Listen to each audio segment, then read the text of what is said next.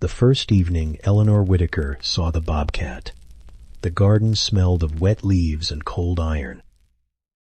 A November rain had passed over the Blue Ridge foothills just before dusk, leaving beads of water on the kale, dark streaks down the fence posts, and a silver shine on the wooden bench beneath the old apple tree. That bench had belonged to Samuel, though everyone in Pine Hollow called it Eleanor S. now, the way people renamed things after grief.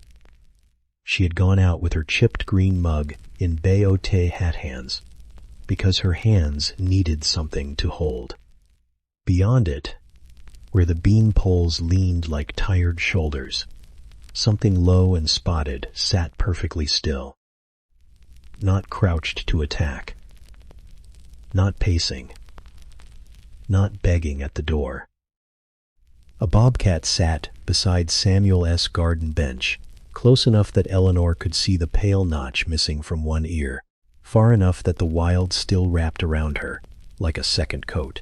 The animal looked toward the dark woods, then toward the bench, then back toward Eleanor, as if she had come to a place she could not leave. Eleanor did not move. At 72, she had learned that sudden movements frightened more than animals. Memory, too. For almost 2 years since Samuel S. passing, she had moved through the little white house carefully, touching door frames, folding towels, washing one plate at a time. The house had once held his humming and the scrape of his boots. Now the loudest thing in it was the refrigerator clicking awake at night. Out in the garden, the bobcat's whiskers twitched. Eleanor knew enough to be afraid, and enough not to show it. Bobcats were not pets. They were not porch companions or storybook visitors sent to comfort lonely women. They were muscle, silence, hunger, weather, and will. This one had tufted cheeks damp from rain, a short barred tail tucked close, and amber eyes that held the last light. Mud marked one foreleg. Burrs clung along her ribs. She looked young, not a kitten, but not yet heavy with the old confidence of ridge cats. The animal gave one small, irritated shake of her paw, as if the wet grass had personally offended her. Despite herself, Eleanor almost smiled.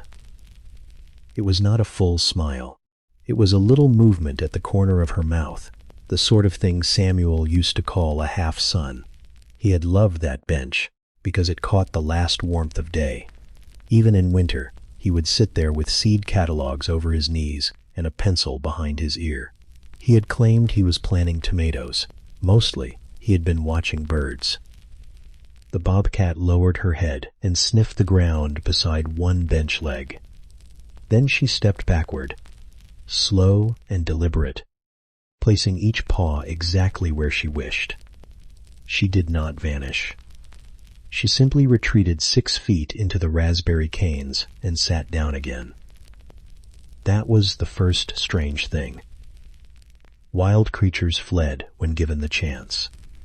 Eleanor had seen deer scatter at the cough of a truck engine, and foxes melt into weeds without bending a blade. Even the crows abandoned the compost if she opened the screen door too quickly. But this bobcat stayed. Not with trust. Not yet. She stayed with suspicion, with a body ready to leave, with ears turning separately at Moat Fay, every drip from the apple tree. Still, she stayed. Eleanor stood in the wet grass until the tea cooled between her palms. In the kitchen window behind her, a paper cardinal hung from a string. A neighbor child had cut it from red construction paper the Christmas after Samuel died, and Eleanor had not taken it down. It turned lazily in the draft. For a moment, Eleanor felt the oddest thing, not hope exactly, but the loosening of loneliness, like a knot that remembered it was made of rope. She spoke without meaning to. "Well," she said softly, "you picked his seat." The bobcat's ears flattened. Eleanor regretted the sound immediately. She took one slow step back, then another. Her rubber boot found the loose brick near the herb bed. the one Samuel had promised to fix every spring and never had.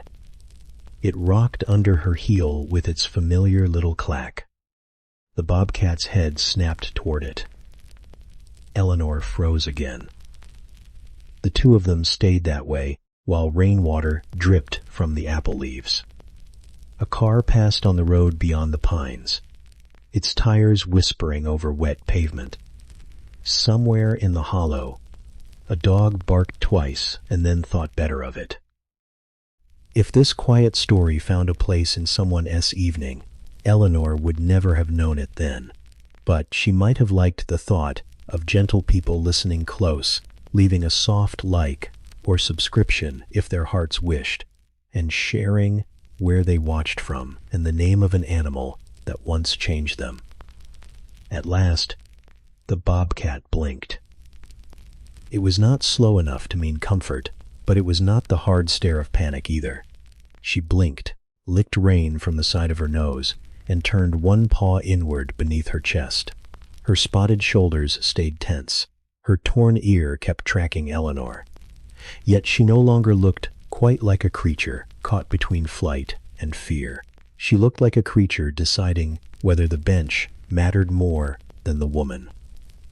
Eleanor backed toward the porch, one careful in at a time.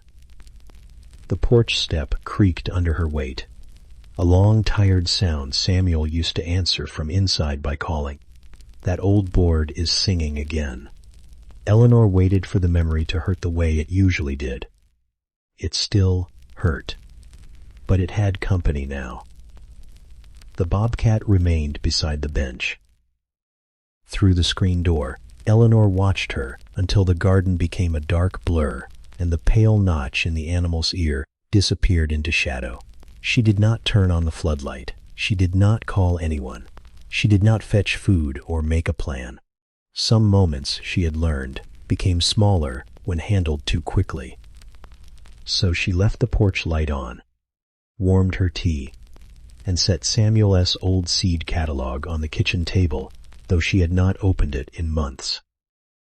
Outside, beneath the apple tree, the wild young bobcat sat near the empty bench as night gathered around the garden, not entering Eleanor's world, not leaving it either, and that was enough to make the whole lonely house feel as if it had taken one quiet breath. The next morning, the garden held no bobcat, only the evidence of one. Eleanor found it before the sun reached the ridge, while the kettle warmed inside and the yard smelled of soaked bark, crushed mint, and apples left too long beneath the tree. Near Samuel's bench, pressed into earth beside the thyme, were 4 neat paw prints, round and silent, with no claw marks showing. She stood over them in her quilted coat, holding the seed catalog against her chest like a shield. Bobcat, she thought. Not a stray cat grown large in the shadows. Not a fox. Not some grief-made trick of evening light. A real bobcat had sat there through the rain. And sometime in the night, when Eleanor had slept badly under Samuel's side of the blanket, the wild thing had risen and slipped back toward the ridge. Eleanor was not a woman who believed every sorrow carried a sign. She had lived too long for that. She had buried parents, sent casseroles to sick neighbors, watched farms sell off acre by acre to people who wanted views more than soil. The world did not arrange itself neatly for the broken-hearted. Still, she did not sweep away the prints. Instead, she stepped around them and went to feed the stove. The house had been Samuel's family place before it became theirs. It sat at the edge of Pine Hollow, where the road narrowed into gravel and climbed toward forest land.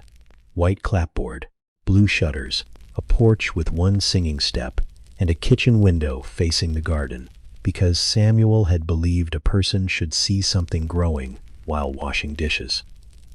For 46 years, Eleanor had known that house by sound.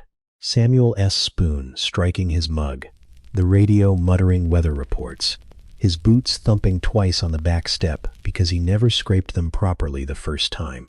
His low whistle for cardinals, though cardinals had never once obeyed him. After he died, sounds stayed, but they belonged to no one. The spoon rang too loudly. The boots waited by the door with dry mud in the soles until Eleanor finally carried them to the mudroom and sat beside them on the floor, ashamed of how hard it was to touch leather. She kept his tan work jacket on the peg behind the kitchen door, not because she forgot he was gone, but because taking it down seemed like agreeing with the silence. Most mornings, she woke before 6. She watered the African violets, measured oats into Samuel's old saucepan, and poured coffee into the chipped green mug.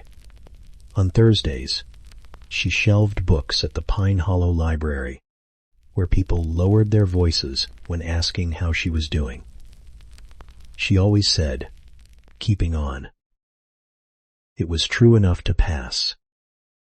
Her neighbor, June Adler, came by twice a week with eggs and opinions. June was 68, broad-shouldered, and kind in a manner that arrived without knocking. She had been the first to notice Eleanor S. porch light staying on all night after the funeral. That morning, June appeared while Eleanor was cutting back wet marigold stalks. "You look catch cold, kneeling in that mud," June called from the gate. "Mort have survived worse than mud." That is exactly what stubborn people say before they need soup. Eleanor turned, and the two women exchanged the kind of smile neighbors earned by knowing when not to ask too much. June carried 6 eggs and a jar of apple butter. She noticed the paw prints before Eleanor mentioned them. "Big cat." "Not house big," Eleanor said. June came closer, but not too close. "You saw it?" "Last evening." "Near the bench?" Eleanor nodded. They looked at Samuel S. bench, its back slats silvered by weather, its arms rubbed smooth where his hands had rested. A leaf had stuck to one wet plank and lay there like a small brown hand. "Well," June said, "Samuel always did collect strays with opinions." She was to stray. "No," June said gently. "Mote suppose not." That was one reason Eleanor still opened the gate for her. June could correct herself without making a performance of it. A chickadee flicked down to the fence, snatched something invisible from the wood, and darted off. Then Eleanor noticed faint scratches in the moss, at the bench's far leg, delicate marks where the bobcat must have tested the ground or stretched her toes. A wild cat left signs without meaning to, then trusted the woods to hide them. Eleanor envied that, a little. People left signs everywhere. Samuel S. reading glasses in the drawer, his pencil marks in the seed catalog. Even the garden carried him in rows, beans where he wanted beans, sage by the path, sunflowers along the back fence, because he said they made the crows look important. And the bench. Always the bench. Eleanor had not sat on it since the funeral. She had weeded around it, brushed snow from it, tightened one loose screw with a butter knife because Samuel S. tools were still too hard to sort. But she had not rested there. Sitting in his place felt like entering a room before being invited. Yet a bobcat had sat beside it without apology. The thought stayed, Vecapite had her through the afternoon. It followed her while she folded towels, warm from the dryer, and when she found a streak of flour on her sleeve and laughed, because she had not baked anything. At supper, she ate tomato soup from a blue bowl and one slice of toast cut diagonally because Samuel had insisted soup tasted better that way. She placed the empty chair closer to the table than usual. Then, feeling foolish, she placed it back. By dusk, the garden dimmed again. The ridge turned purple. The first stars appeared above the black comb of pines. Eleanor carried her green mug to the porch and stood behind the screen, listening. Wet leaves settled with tiny sighs. Somewhere under the shed, a mouse rustled through old grass. The bench waited beneath the apple tree, plain and patient. No bobcat came. Eleanor told herself that was right. Wild things came and went. They owed no widow a second evening. They did not arrive because a house was lonely or because an old woman had begun. Without permission, to imagine the sound of careful paws in wet grass. Still, before she went inside, Eleanor checked that the gate latch had caught properly. Then she left the porch light on again. Not bright enough to summon anything, only warm enough to say, the dark did not have to swallow the whole yard. 3 evenings passed before the bobcat returned, and by then Eleanor had nearly convinced herself not to wait for her. Nearly was a word that left room for embarrassment. She went about her days with the careful discipline of a woman who had survived loneliness by giving it chores. She swept the kitchen twice. She carried Samuel S. Seed catalog from the table to the sideboard and back again. She told June Adler, when June asked too casually whether there had been any more tracks, that wild animals had better sense than to make appointments with widows. June had only lifted one eyebrow. You put fresh water by the apple tree? It was for the birds. In a pie plate? The crows are large. June laughed so hard she had to lean on the gate, and Eleanor felt herself smiling before she could stop it. That small, foolish lie kept her company all afternoon. By the third evening, fog had lowered itself into Pine Hollow until the garden seemed to float apart from the house. The mountains were gone. The fence posts stood as dark little islands.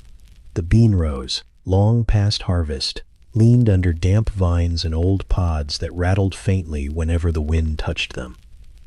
Eleanor had gone out to bring in the pie plate before it froze overnight. She wore Samuel S. Tan work jacket over her sweater, though the sleeves came too long over her hands. The jacket smelled faintly of cedar, dust, and the peppermint he used to keep in the pocket. The porch steps sang under her foot. At once, something rustled near the beans. Eleanor stopped so quickly the empty pie plate knocked against her knee. The sound came again, low and tight, not the scratch of a squirrel or the wing flutter of a bird trapped under leaves. It was heavier. A pull, a pause, then a small hiss of breath. "Easy," Eleanor whispered, though she did not know whether she spoke to the garden, the animal, or herself. In the mist beyond the bench, 2 amber eyes opened. The bobcat was not sitting proudly this time. She lay half inside the fallen bean poles, her body twisted away from the house, one foreleg caught beneath a loop of old garden netting. Samuel had once used to keep rabbits from the seedlings. Eleanor had meant to roll it up in September. She had told herself she would do it tomorrow. Grief had made many small chores invisible until they became trouble. The bobcat's torn ear flattened. Her mouth opened in a silent warning, showing a glimpse of pale teeth. She struck once with her free paw, not reaching Eleanor, only slashing at the empty air between them. Eleanor backed up 2 steps. Her heart beat hard enough that she felt it in her throat.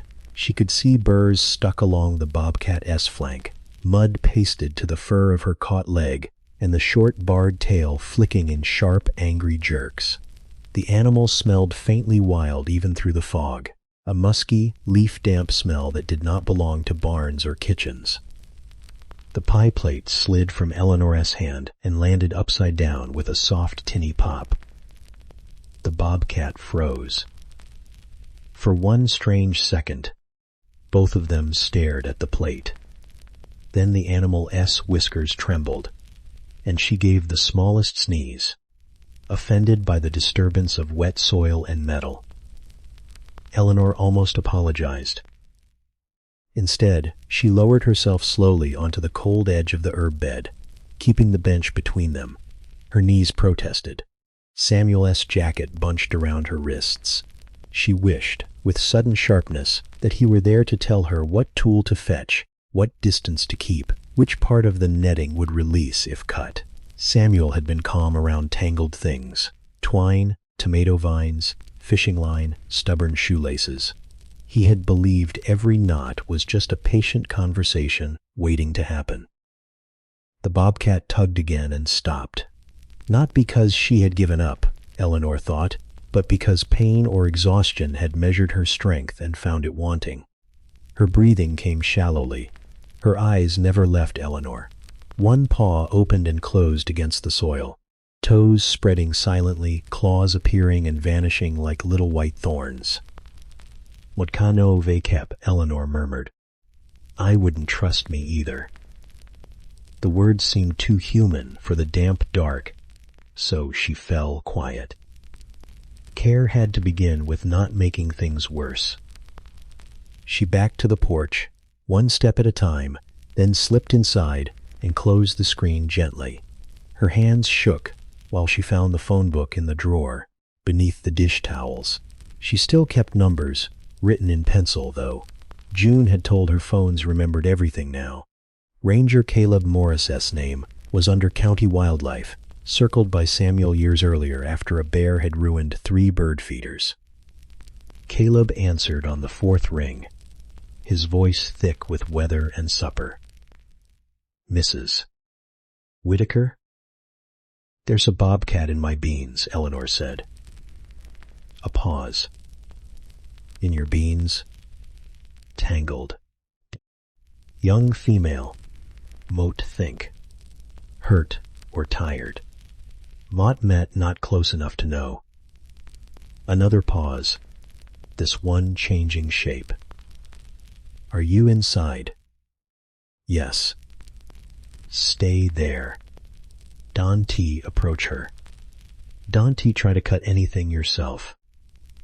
"Mort met not foolish." "Mutka no ve kep," Caleb said gently. "Mort met just saying it out loud for both of us." That kindness nearly undid her. While she waited, Eleanor turned off the kitchen light so the window would not glare. The garden became visible again, gray and blurred. The bobcat remained by the beanpoles, amber eyes open, body pressed low as if she could disappear by refusing to rise. Eleanor warmed water she did not drink. She found one peppermint in Samuel's jacket pocket, softened with age, and set it on the table like a tiny relic. She noticed the upside-down pie plate still shining in the grass, and imagined June's face if she heard the crows had rejected their serving dish. For the first time that night, Eleanor breathed. Outside, the bobcat stopped fighting the netting. She did not relax. Wildness held every line of her. But her eyes shifted once toward Samuel's bench, then back to the house, and Eleanor understood that the first true encounter between them was not a rescue yet. It was only a hard, frightened pause in the fog.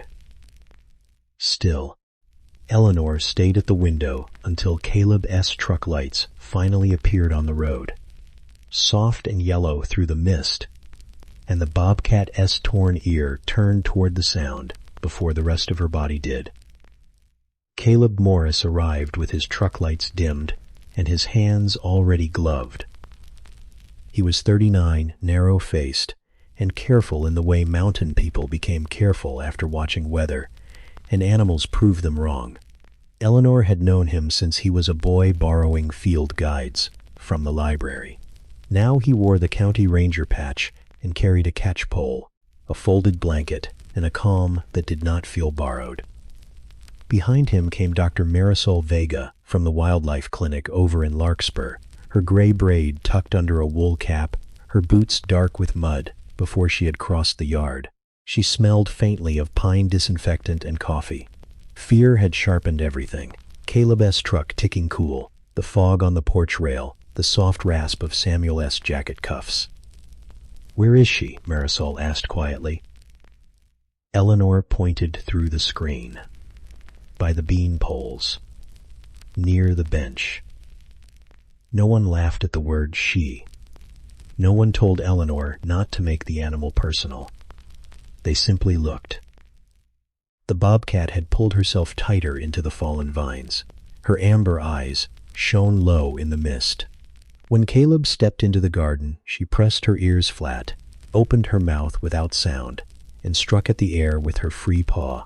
Her body looked smaller that way, all tension and wet fur, but her gaze still held a ridge inside it. "Easy, girl," Caleb murmured, not to soothe her like a pet, but to keep his own movements slow. Marisol crouched near the herb bed, far enough away that the bobcat could see space between them. Young female. Thin. Leg caught. Not broken as far as Moat can tell.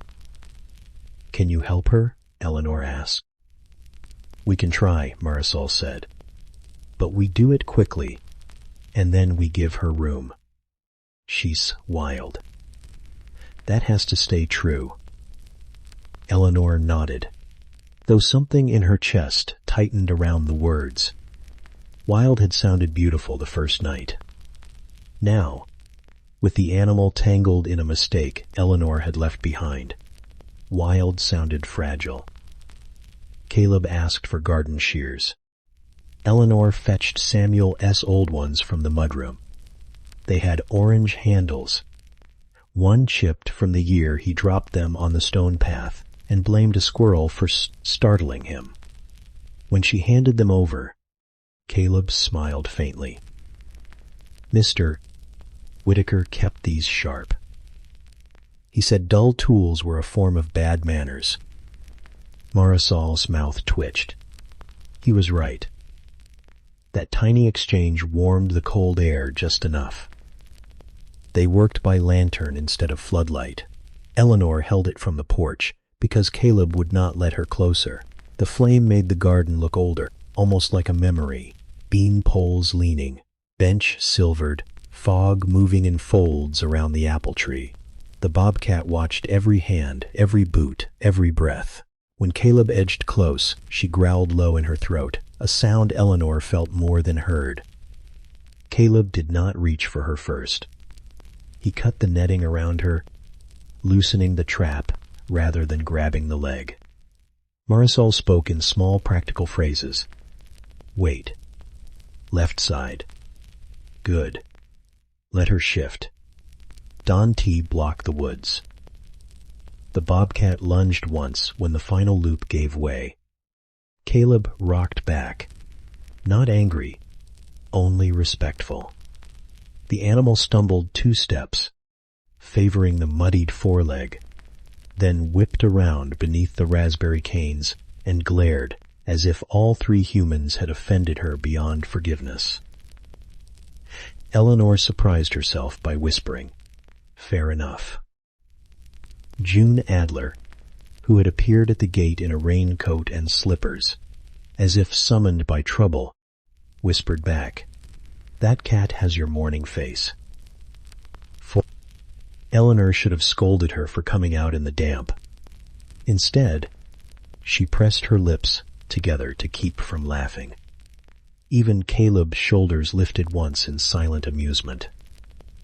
Marisol set a shallow dish near the apple tree with gloved hands, then backed away. Water only tonight. No trying to lure her in. If she can move, she needs to choose where to go. If she worsens, call me. She look come back, Eleanor asked before she could stop herself. Marisol looked toward the dark shape under the raspberries. Maybe. Maybe not. That's not how we measure success. The words landed gently, but they landed. Not how we measure success. Eleanor watched the bobcat test her injured leg.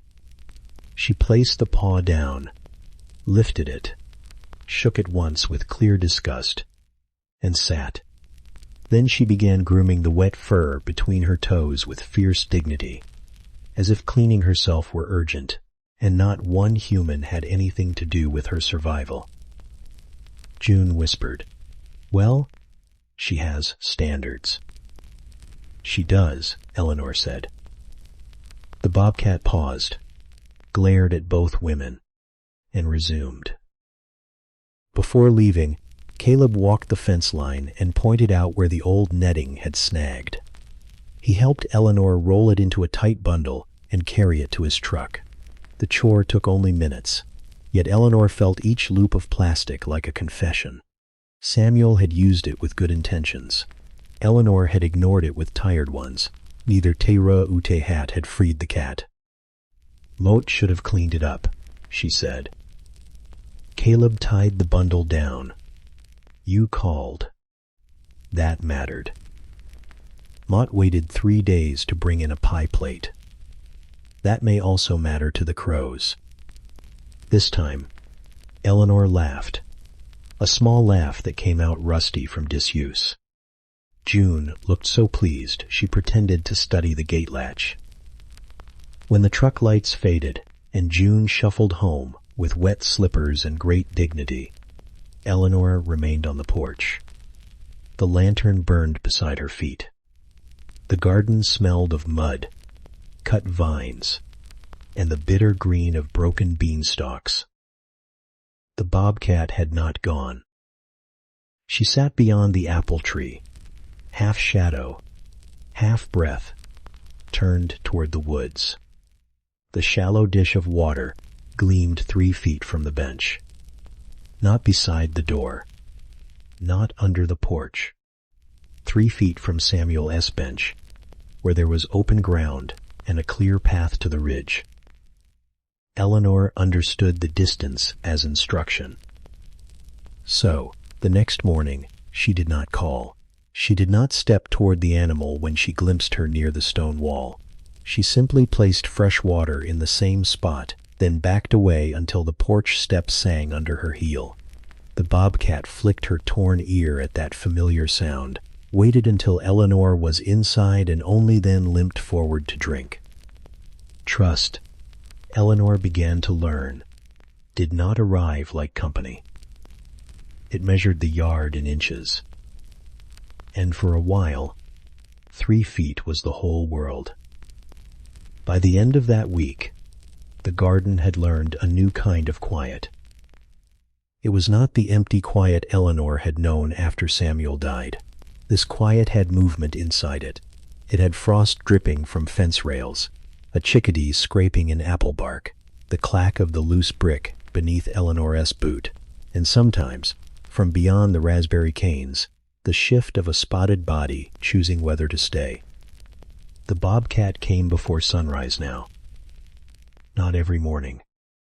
Never predictably enough to become a promise. But often enough that Eleanor began waking with one ear open to the world outside her window.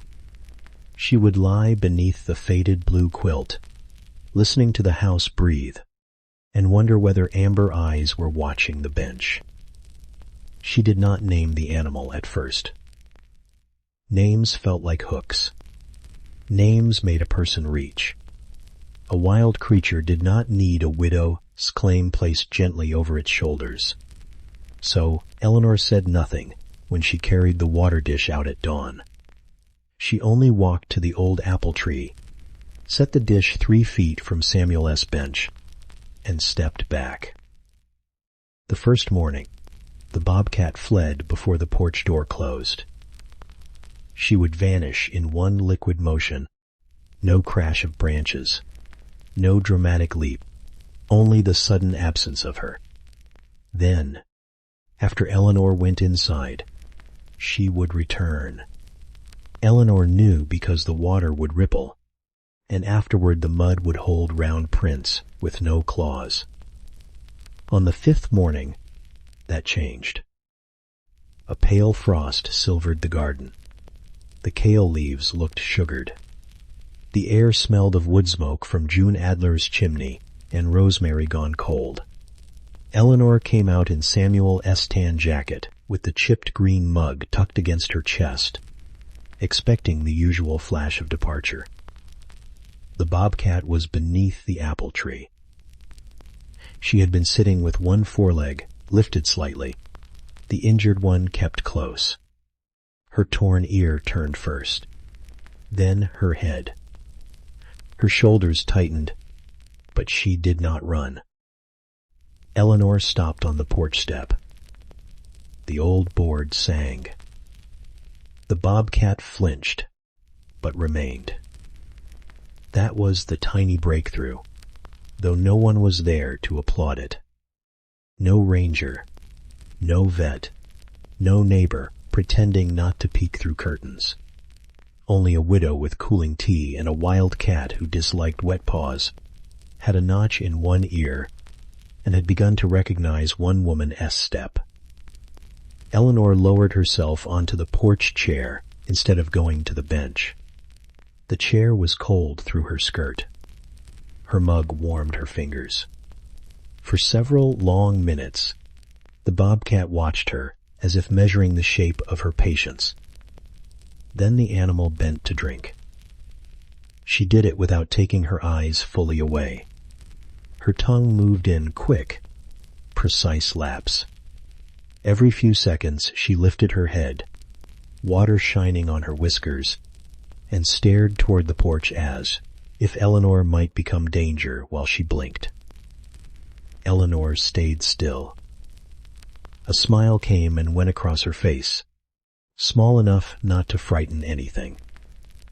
"Good morning," she whispered at last. The bobcat's ears flattened halfway.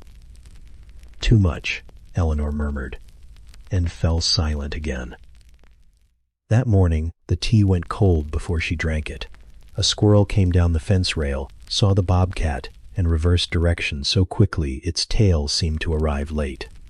Eleanor pressed one hand over her mouth. The bobcat did not chase it. She only watched with an expression of grave disappointment, as if breakfast had lacked courage. Later, when June came to the gate with a basket of biscuits, Eleanor lifted one finger to her lips. June froze so theatrically that the basket tilted and one biscuit rolled onto the path. The bobcat glanced at it. June glanced at Eleanor. Eleanor glanced at the biscuit. No one moved. At last, June whispered, "That one has chosen the wild." "It fell," Eleanor whispered back. "It made a decision." The bobcat yawned, showing small sharp teeth, and looked unimpressed.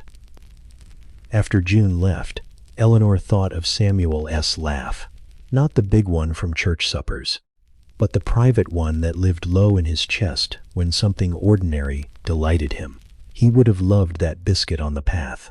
He would have built a philosophy around it. For once, remembering him did not feel like opening a drawer and finding it empty. It felt like hearing a cup set down in another room. The bobcat remained through the pale morning. She did not come nearer. She did not soften in any obvious way.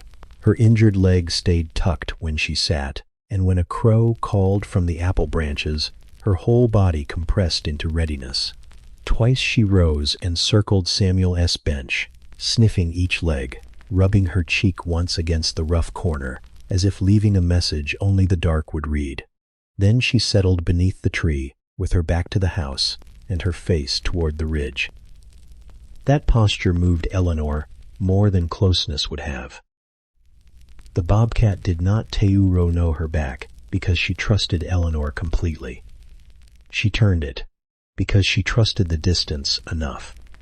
She believed, for a few minutes, that the woman on the porch would not steal the space behind her. Eleanor understood something then. She had been thinking of trust as a bridge, one side reaching toward the other. But perhaps, for a wild thing, trust was more like a clearing. Nothing forced. Nothing blocked. Enough room to leave. Near noon, the sun touched the bench and melted the last frost along the top rail. Eleanor stood, knees stiff. The bobcat rose too, but she did not bolt. She stepped into the raspberry shade, then paused to shake her damp forepaw in that fussy, offended way that made Eleanor's half-sun smile return. "You do hate a wet morning," Eleanor said softly. The bobcat looked back once. The name came to Eleanor then, not as ownership, but as recognition. Juniper. There were juniper bushes along the ridge, blue-berried and stubborn, holding green through winter when softer plants gave up. Samuel had planted one by the fence the year their first garden failed, saying every place needed something that knew how to stay without asking permission. Eleanor did not speak the name aloud. Not yet. She carried her cold tea inside, left the biscuit for June to scold about later, and placed Samuel S. Seed catalog on the table beside the mug. Outside, under the apple tree, the bobcat sat in the light, still wild, still wary, but no longer only a shadow passing through grief. By December, Eleanor no longer looked for Juniper first. She listened. Before the shape appeared under the apple tree or along the stone wall, before the torn ear lifted from the raspberry canes, there was often the smallest change in the garden's breathing.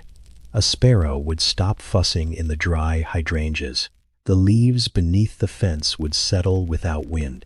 Once, she heard the faint scrape of claws on bark when Juniper climbed halfway up the apple tree, thought better of the height, and came down with the insulted dignity of someone who had never meant to climb it at all. Eleanor had become respectful of those sounds. Her mornings formed around them without admitting it. She rose at 5:30, wrapped Samuel's tan jacket over her nightgown and sweater, and warmed the kettle, while the kitchen window turned from black to blue. She rinsed the shallow water dish, filled it fresh, and carried it to the same place, 3 feet from the bench. Not 2 feet, not 4. 3 had become a number both of them understood. Juniper would watch from wherever she had chosen to hide. Sometimes only the pale notch of her ear showed behind the sage stems. Sometimes her whole body lay stretched along the cold stone wall, spotted coat blending with lichen and shadow until Eleanor's eyes had to soften to find her. On dry mornings, she kept her paws neatly under her chest. On wet mornings, she lifted one forepaw at a time, shaking each with private disgust. "You and your standards," Eleanor would murmur from the porch. Juniper never answered, but once she flicked her tail hard enough to knock a dead leaf into the water dish. That became the first warmth of the day. The second often came from June Adler, who developed a habit of leaving things at the gate and pretending she had not come to see the bobcat. A paper bag of biscuits, a jar of soup, a bundle of old towels for the clinic that somehow never reached the clinic. June would stand kept hot both hands in her coat pockets, facing the road, while her eyes slipped sideways toward the apple tree. Fine weather, June would say during sleet. Very fine, Eleanor would answer. If Mort were a wildcat, Mott would certainly not be behind your compost bin. Of course not. Behind the compost bin, Juniper's amber eyes would narrow with offended intelligence, and June would retreat looking deeply pleased with herself. The third warmth belonged to the kitchen after Eleanor came inside. She would pour tea into the chipped green mug and opened Samuel's seed catalog to a page she had not looked at since the funeral. At first, she only traced his pencil marks. Later, she circled new things of her own: spinach, lavender, shell beans with purple streaks. She made small plans, not large ones, nothing that dared call itself a future. Only a row here, a packet there, a note in the margin that read maybe near bench. The house changed by inches, too. Eleanor began leaving the curtains open longer. She oiled the hinge on the back door because the squeal startled Juniper so badly. The bobcat once leapt straight sideways into a rosemary bush. Eleanor laughed before she could stop herself. Juniper burst out the far side smelling sharply of herbs, then sat in the path with rosemary needles stuck along her cheek, looking so betrayed that Eleanor apologized through the screen. "Moat did warn the hinge," she said softly. "It ignored me." She fixed it that afternoon. No one touched Juniper. No one tried. Caleb stopped by twice in those early weeks, standing at the gate instead of entering, studying tracks, looking for any sign the injury had worsened. Dr. Marisol called after the first hard freeze and reminded Eleanor not to feed her meat scraps or encourage dependence. "She should hunt," Marisol said. "Even if she visits, she has to remain able to live without you." "Motkanoove kep," Eleanor replied. And she did know. She repeated it to herself when she saw Juniper move stiffly on cold mornings. She repeated it when the animal vanished for a day and returned with burrs along her flank and the satisfied, secretive look of a hunter who had handled her own hunger. She repeated it when she wanted, foolishly and fiercely, to lay a blanket near the bench. Love did not always mean making a thing comfortable. Sometimes it meant leaving the woods attached to it. That was the reflection Eleanor carried through December.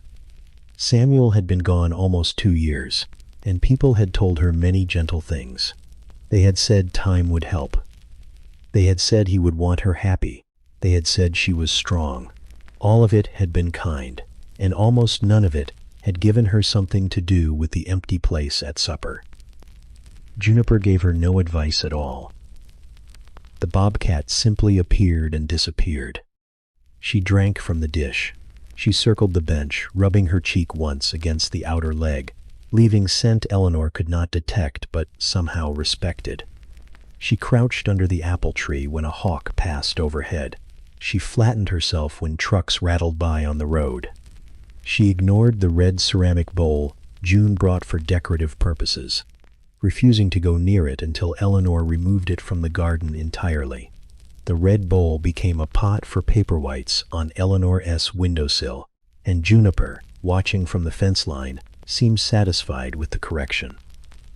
On the clearest mornings, Eleanor sat on the porch wrapped in a wool blanket. Not Samuel's bench yet, never quite ready for that. Juniper would settle near the apple tree with her body angled toward the ridge, and her torn ear tuned toward the porch. The distance between them remained honest. Wind moved through the dry bean poles with a hollow tapping sound. Smoke from June's chimney drifted low across the road. Somewhere high in the trees, a woodpecker worked ve kepite hat patient knocks. Eleanor would drink her tea.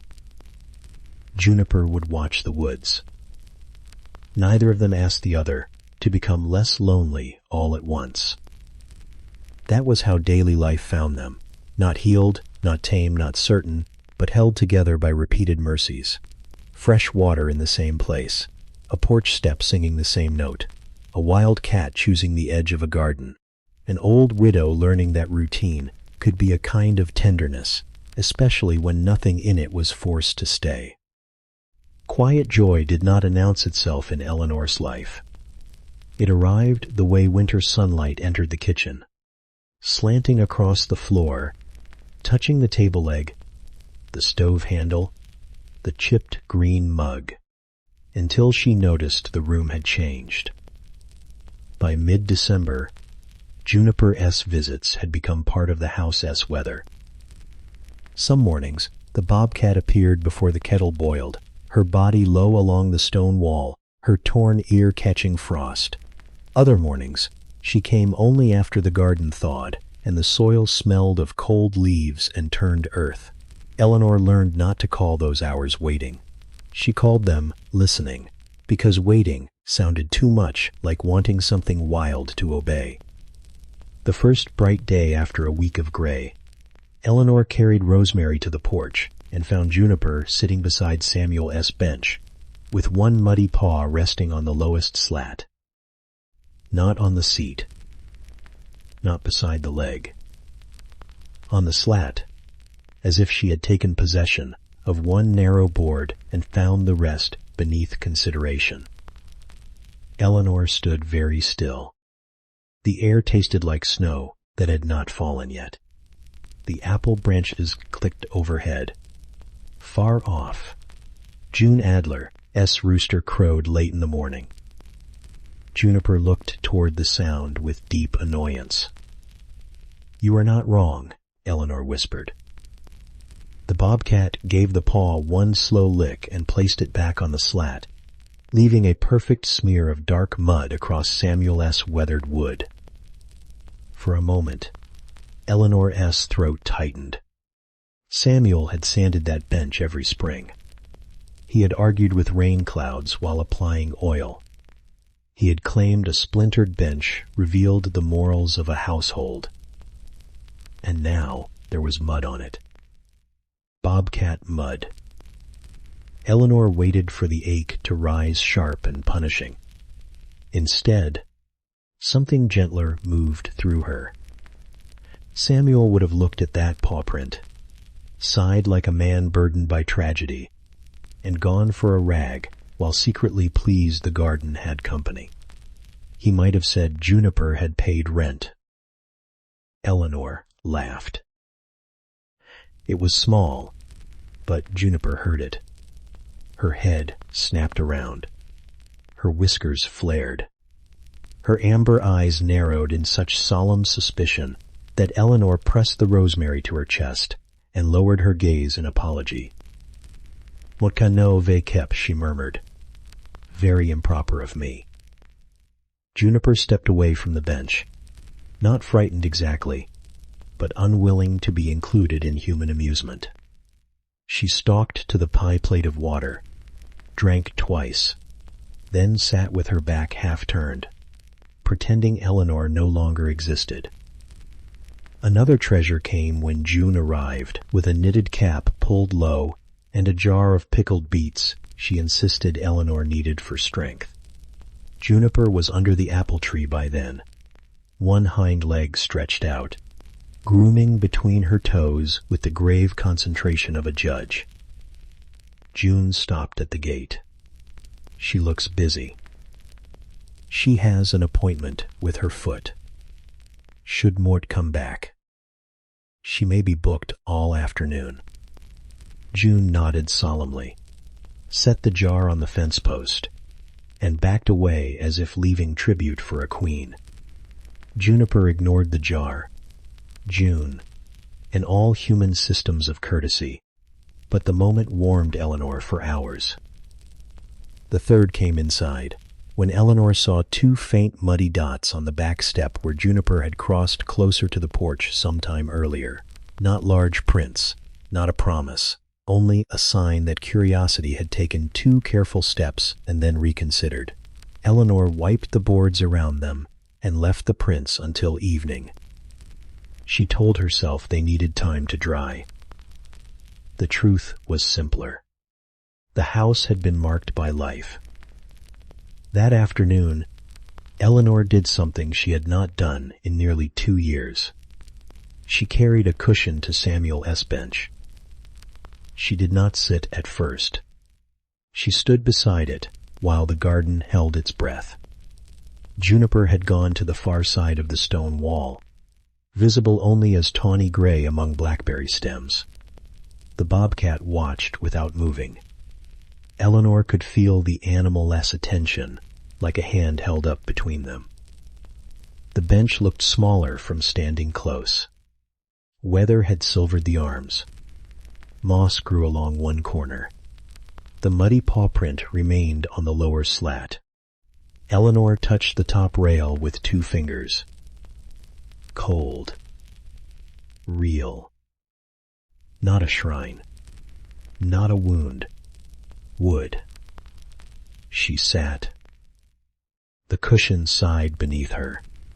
The old bench gave a tiny complaint, not unlike Samuel clearing his throat before disagreeing with the news. Eleanor folded her hands in her lap and looked toward the ridge, not at the empty side where Samuel used to sit. For a few minutes she breathed shallowly. Then a titmouse landed on the beanpole and scolded the garden for reasons of its own. Juniper crouched instinctively, rear paws gathering under her, tail twitching once. The bird departed. Juniper did not follow. She only looked faintly insulted by temptation. Eleanor smiled again. Sitting there did not make Samuel farther away. That surprised her. She had feared the bench would prove he was gone. Instead, it held the shape of years they had already lived. His seed catalogs, her summer peas, rain on his hat brim, the way he left one glove on the arm and blamed invisible thieves. Perhaps grief was not a room locked behind her. Perhaps it was a garden path, crossed and crossed again, in different light. Juniper emerged before dusk. She came only as far as the apple tree, then circled the bench once, her body loose but alert. Eleanor remained seated, hands still. The bobcat sniffed the muddy paw print she had made, as if confirming authorship, then rubbed her cheek lightly against the bench leg. It was not affection for Eleanor. Not exactly. It was Juniper saying this place was known. Eleanor accepted that as more than enough. The sun slid behind the ridge, and the garden turned blue. Cold settled into Eleanor's shoes. Juniper sat on the far side of the bench, 3 feet away, facing the woods. They did not look at each other. They watched the same dusk from opposite edges of the same old seat. For the first time in many months, Eleanor did not hurry inside when the dark came down. She stayed until the porch light clicked on behind her, until June's chimney smoke drifted across the road, until Juniper rose and vanished through the gap in the stone wall without a sound. The bench kept 1 muddy print. The kitchen kept 2 on the step. Eleanor kept the quiet joy of sharing an hour without needing to hold it still. The warning signs came softly, because winter seldom announced trouble all at once in Pine Hollow. It began with the scent of smoke hanging too low in the hollows, not June Adler's stove smoke, which smelled of applewood and toast, but a harsher smell drifting down from the ridge after dark. Eleanor noticed it while bringing in kindling. Frost silvered the porch rail. Beyond the garden, the woods held that uneasy stillness before weather changed, when birds tucked themselves away. Juniper had not come that morning. Eleanor told herself not to count absences. A wildcat could travel farther than a widow's imagination, and her life beyond the stone wall belonged to hunting, shelter, scent trails, and instincts older than gardens. Still, the water dish remained untouched at dusk, its surface filmed at the edges with ice. June came to the gate with a loaf wrapped in a towel and found Eleanor staring toward the ridge trail. "You look like you re-listening for a train that never runs here," June said. Mort met looking at trees. Trees rarely require that expression. She missed breakfast. She ess a bobcat. Ellie. Breakfast may have missed her. It was so practical that Eleanor smiled. June looked satisfied until a branch cracked beyond the fence. Both women turned. Nothing appeared. Then, Juniper slipped from under the blackberry stems with her belly low and her torn ear flattened hard against her head. She did not go to the water dish. She crossed the garden in a quick, silent line, paused near the old apple tree, and stared toward the ridge with her mouth slightly open, tasting the air. Eleanor knew cats sometimes did that, drawing scent across a hidden organ behind the teeth. Samuel had once called it making a face at the universe when their old barn cat did it by the woodpile. Juniper's version held no comedy. Her whiskers angled forward, her shoulders rose. The short barred tail twitched once, then stilled. "What is it?" "Girl," June whispered. Juniper snapped her gaze toward the gate, and June pressed one mitten over her own mouth as if corrected.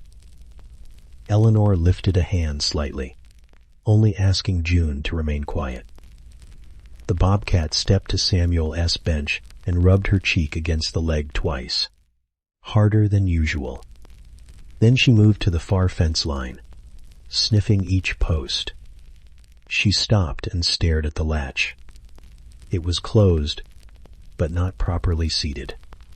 Wind had worried it loose. Eleanor had meant to fix the catch after supper. Juniper pawed once at the ground beneath it. Not playfully, not curiously. A mark. Then she turned and vanished through the stone wall. Caleb came the next afternoon after Eleanor called him, though she tried to make the call sound casual and failed. He walked the edge of the property with his cap low and his hands tucked in his vest. The day smelled of damp bark and cold metal. Juniper had not shown herself again, but her tracks crossed the garden in nervous loops. Caleb crouched near the gate. "Coyote passed here," he said. Eleanor's stomach dropped before she could remind herself that coyotes belong to these hills too. How close? Close enough. Maybe just moving through. He touched the mud, then pointed to a second set of marks near the blackberry stems. And raccoon. Deer. Another small cat, maybe feral. The cold brings everybody down. That smoke from the ridge. Could be a hunting camp. Could be somebody burning brush before the storm. He stood and looked toward the woods. Mutluk check the old service road. Eleanor hated how grateful she felt for those words. While he walked, June inspected the gate latch with theatrical seriousness. This contraption has been insulting me for years. It has insulted everyone equally. Samuel would have fixed it. Vekepite had one screw and a lecture. He would have brought 6 screws and used none. June laughed, and Eleanor let the sound warm the garden for a moment. Caleb tightened the latch before he left. He also warned Eleanor not to follow tracks beyond the fence alone, especially with snow predicted and hunters using the higher road. Eleanor nodded, but the warning settled inside her like a stone. The ridge had always been background, the dark green wall behind her life with Samuel. Now it seemed full of unseen movement. That evening, Juniper returned late. Eleanor was washing one soup bowl when she saw a shape pass across the kitchen window. She dried her hands too quickly and stood behind the screen. Juniper was beside the bench, but she did not sit. She paced once around it, then twice, pressing her nose to the wood, to the muddy paw print still faint on the lower slat, to the place where Samuel's hand had worn the arm smooth. She lifted her head whenever the wind shifted. Her injured foreleg, nearly healed before, looked stiff again. Eleanor wanted badly to go out. She did not. Instead, she opened the door only enough for the porch step to give its familiar long creak. Juniper froze. For several breaths, the sound hung between them. Then the bobcat turned her head toward Eleanor, and something in her posture loosened by one small degree. Not comfort. Recognition. Eleanor swallowed. "Gate S fixed," she whispered. though Juniper could not know the words. Water is there. Bench is there. Mort met here. The bobcat blinked once, then shook her front paw sharply. Even in worry, the gesture was so thoroughly Juniper that Eleanor's face softened. A moth, confused by the porch light, bumped against the screen and made June's paper cardinal spin in the kitchen draft. Eleanor glanced back at it, red wings turning slowly above the sink. When she looked out again, Juniper had moved to the apple tree. She sat vacapite, her body pointed toward the woods, and her torn ear turned back toward the house. That was how she stayed for nearly an hour. The joy of the garden had not vanished, but it had become watchful. Eleanor felt it when she folded Samuel's jacket over the chair instead of hanging it up, ready to put on quickly. She felt it when she checked the latch twice, when she dreamed that night of tracks filling with snow before she could read where they went. By morning, the air had turned white with coming weather. Juniper's water dish was empty. Beside it, in the frosted earth, were fresh paw prints leading toward the ridge trail and back again, over and over, as if some wild decision had been walking the same question through the garden. The storm reached Pine Hollow after midnight, not with thunder, but with a long mountain wind that pressed its shoulder against the house and made every old board remember its age. Eleanor woke before the clock struck 1. Rain struck the bedroom window in hard silver beads. The paper cardinal in the kitchen tapped faintly against the glass below, turning and turning in the draft. Then she heard the coyotes. They were far up the ridge at first, thin voices rising and breaking apart in the dark. Eleanor had heard them many times over the years. Samuel used to pause on the porch, listening with his head tilted, and say they sounded like children who had found a wicked joke. Back then, the sound had belonged to distance, to fields beyond fields, to wild weather beyond the warm circle of the house. That night, they sounded close. Eleanor sat up and reached for Samuel's jacket before she reached for her slippers. The habit startled her. The jacket had become readiness, and readiness had become another way of caring.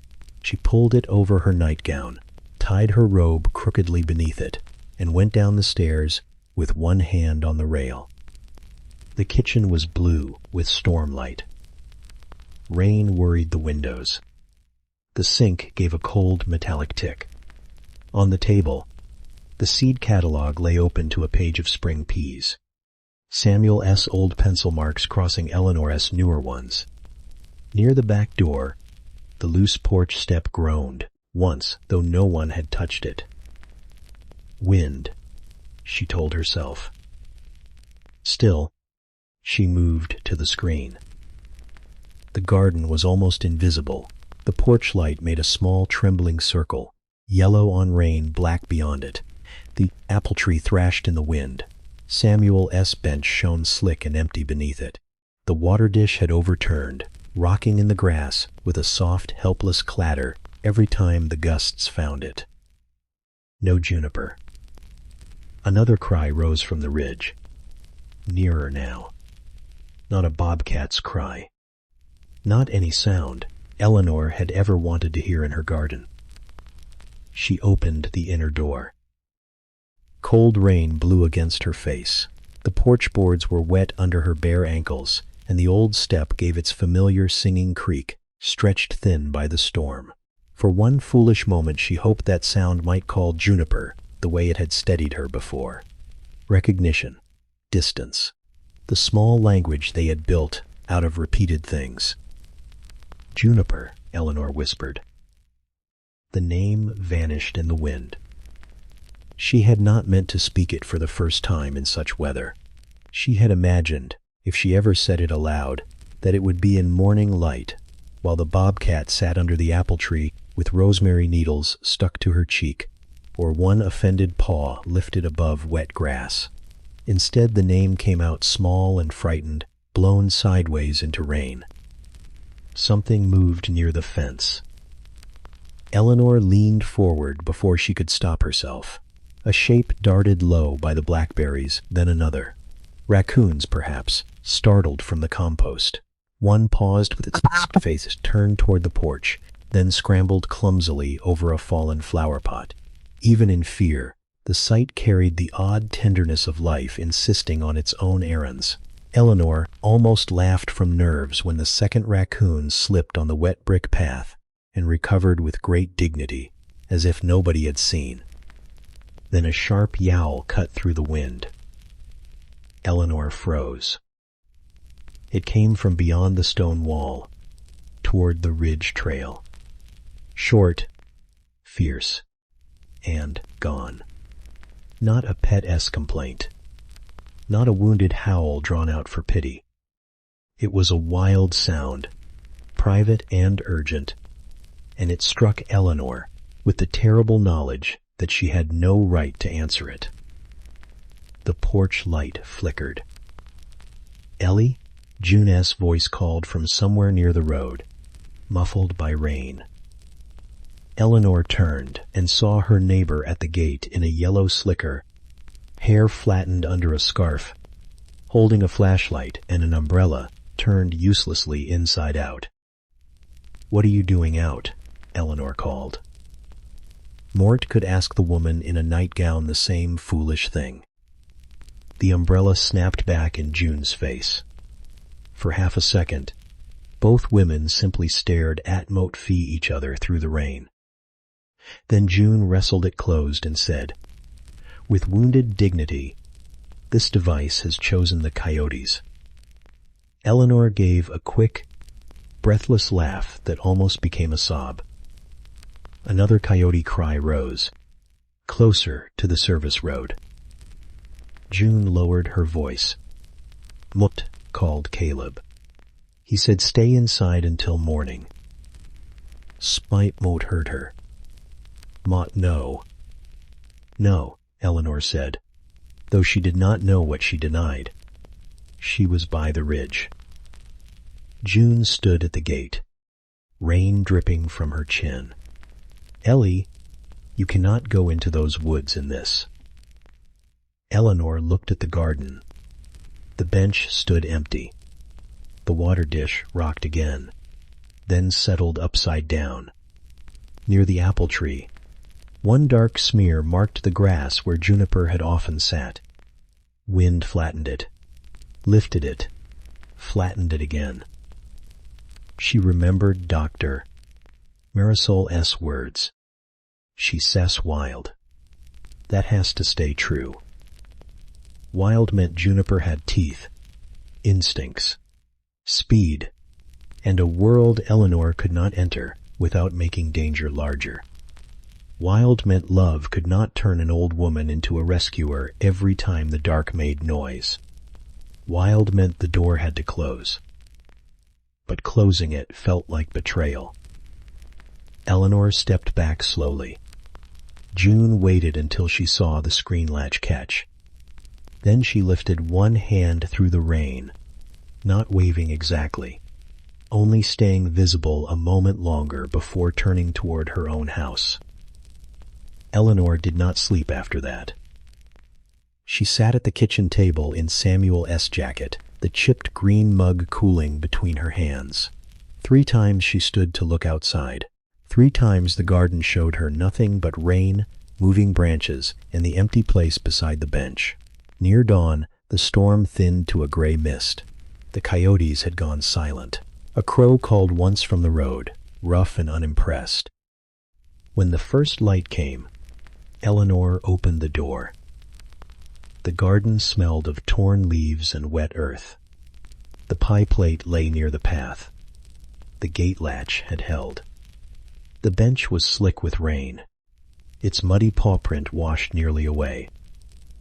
Beside it, in the softened soil, Juniper S. tracks crossed twice in a confused pattern, then led toward the gap in the stone wall. They did not come back. By 7 that morning, Pine Hollow looked washed smaller. Mist clung to the low road, and rainwater ran in thin brown threads along the garden path. The storm had stripped the last stubborn leaves from the apple tree.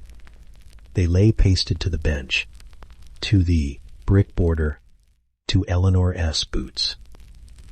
She had called Caleb. He arrived with coffee in one hand and tape in the other. June came behind him, carrying a thermos, 2 biscuits, and the expression of a woman prepared to argue with weather, wildlife, and grief. No one said Juniper was probably fine. That kindness mattered. Caleb crouched by the stone wall where the tracks disappeared. He studied the softened soil, broken grass, the faint slide mark where something had landed badly or turned too quickly. Eleanor stood several paces back because he had asked her to, though every part of her wanted to kneel in the mud and follow the marks with her own fingers. She went through here after midnight, Caleb said. Alone? He was quiet.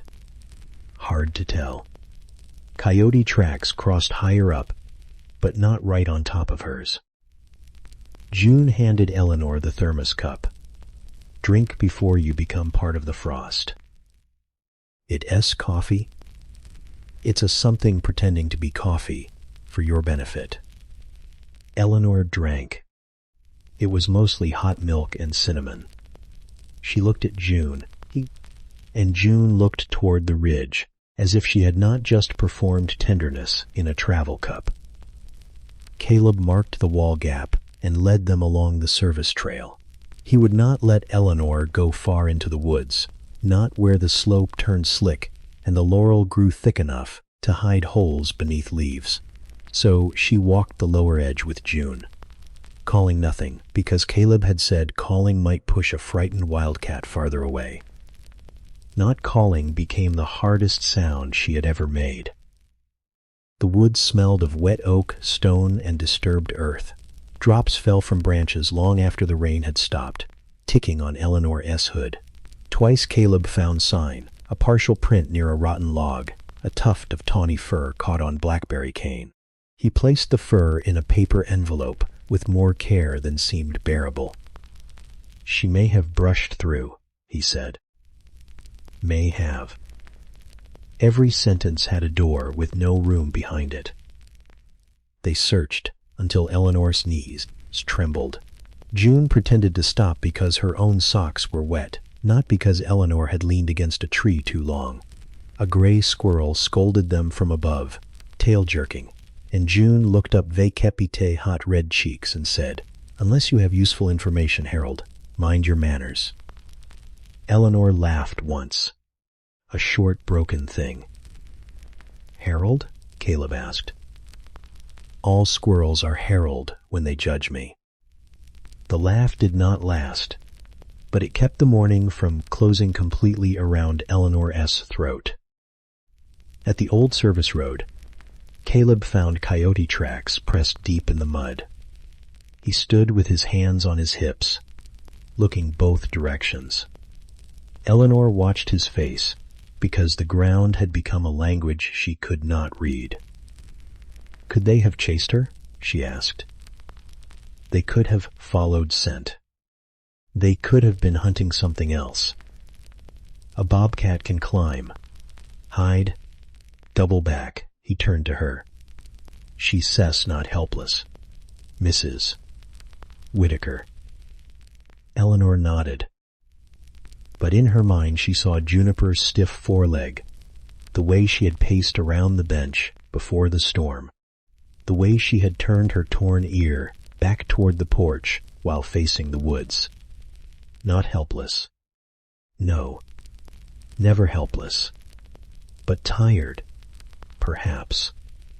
Young, known to Eleanor only in fragments. By noon, Caleb asked to continue alone higher up.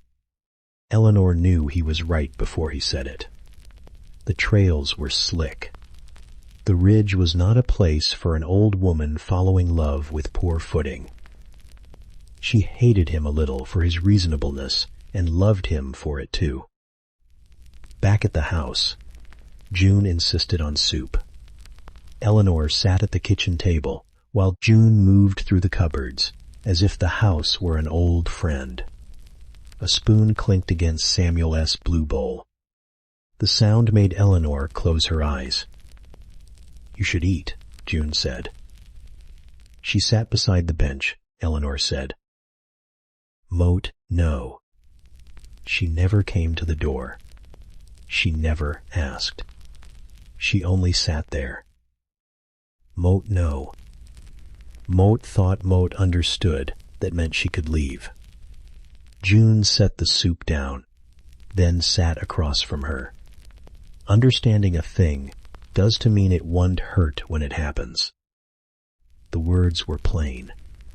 They did not try to fix anything.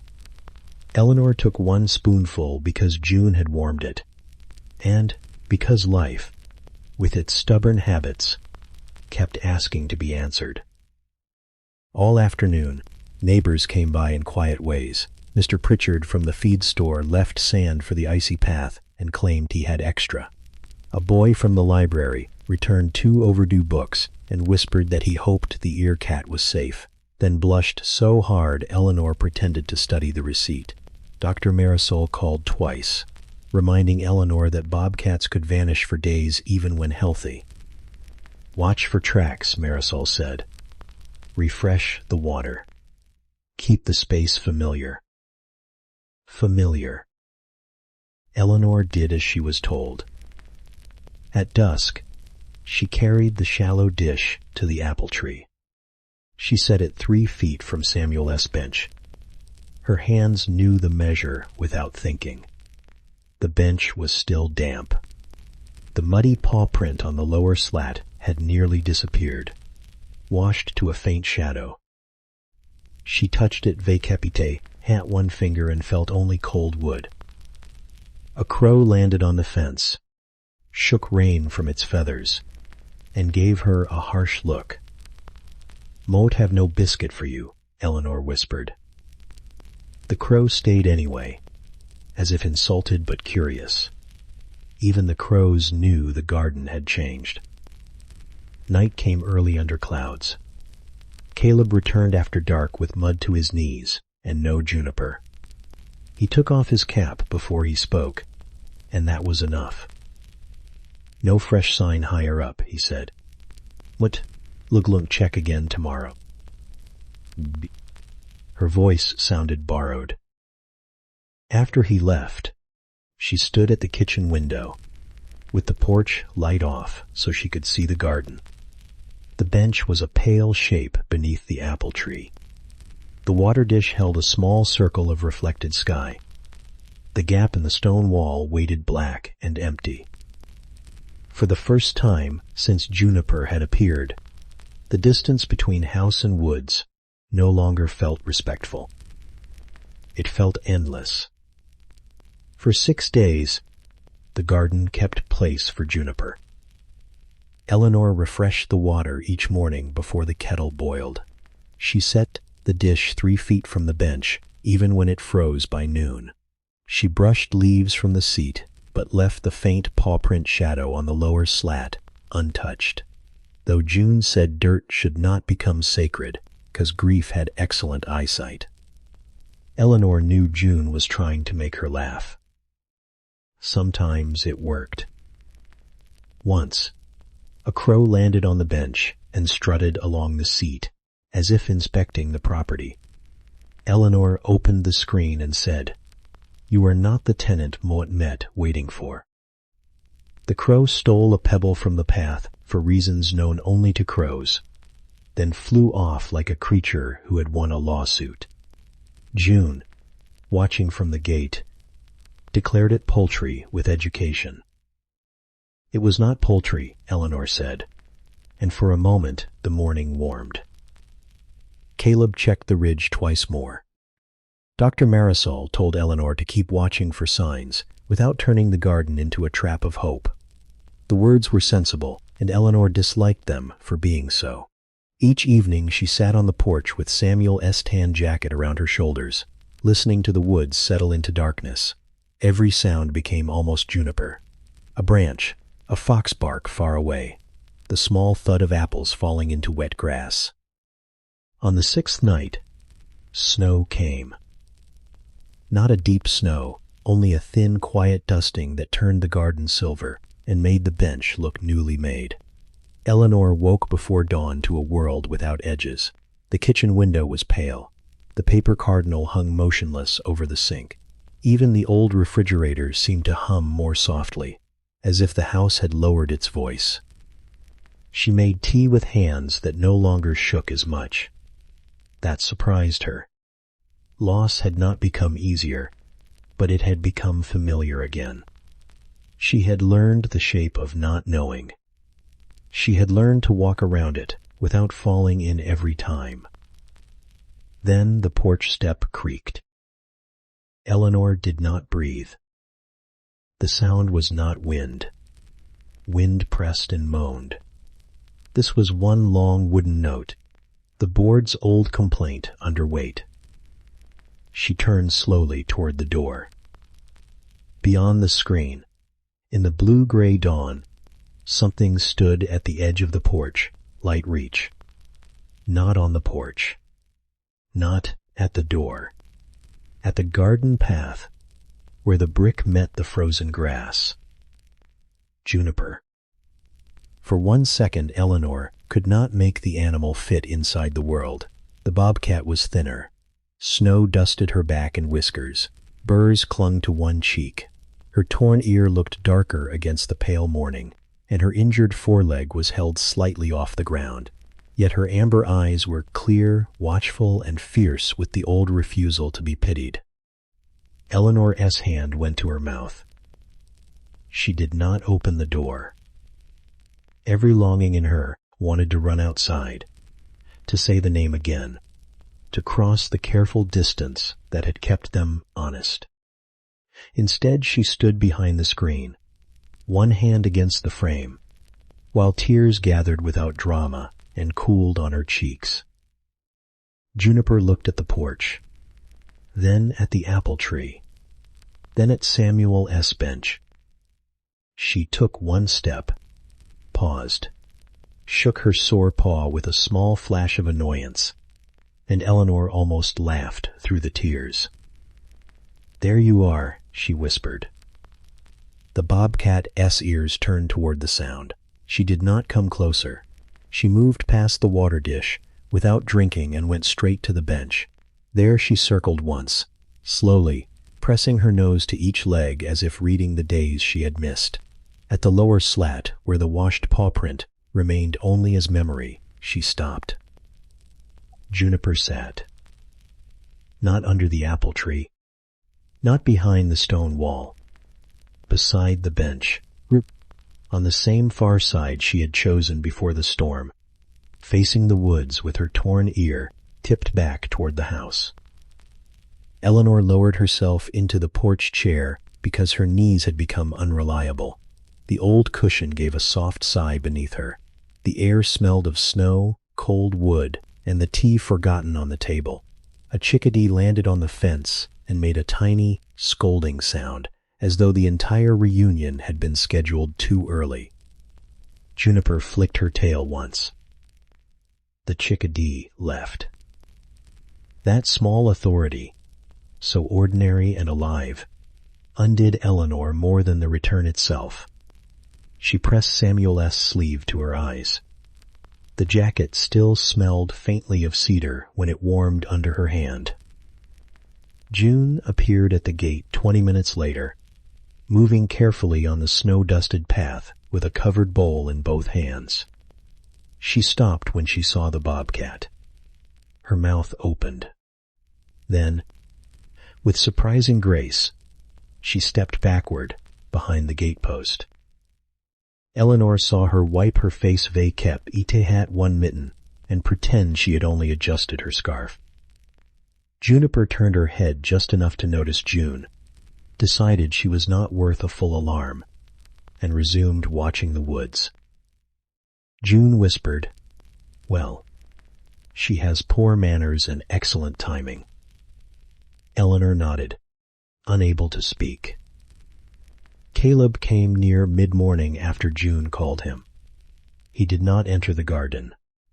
He stood at the road with binoculars, studying Juniper's posture, the way she held her leg, the lift of her head. Doctor. Marisol spoke with him on the phone, and he relayed the advice quietly.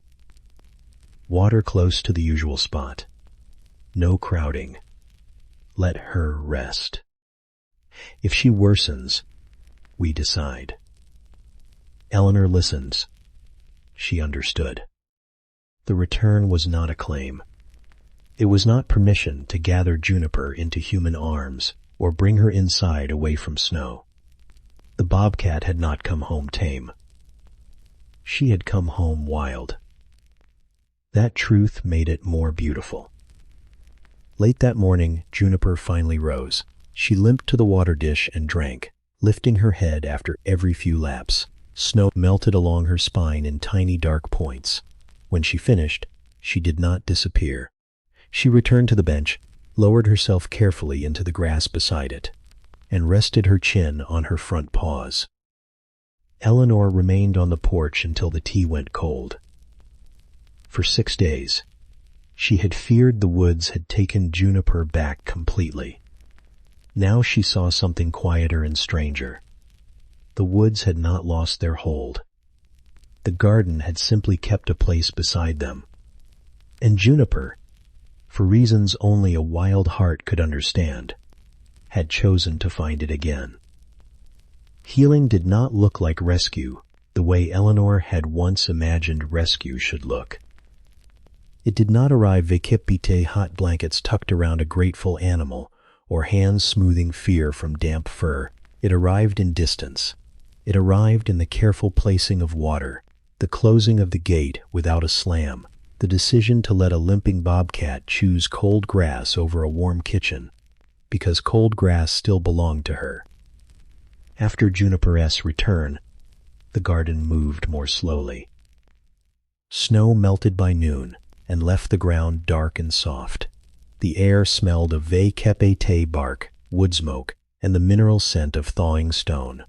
Eleanor spread sand along the brick path so Caleb would stop worrying about her footing, then pretended she had done it for the mail carrier.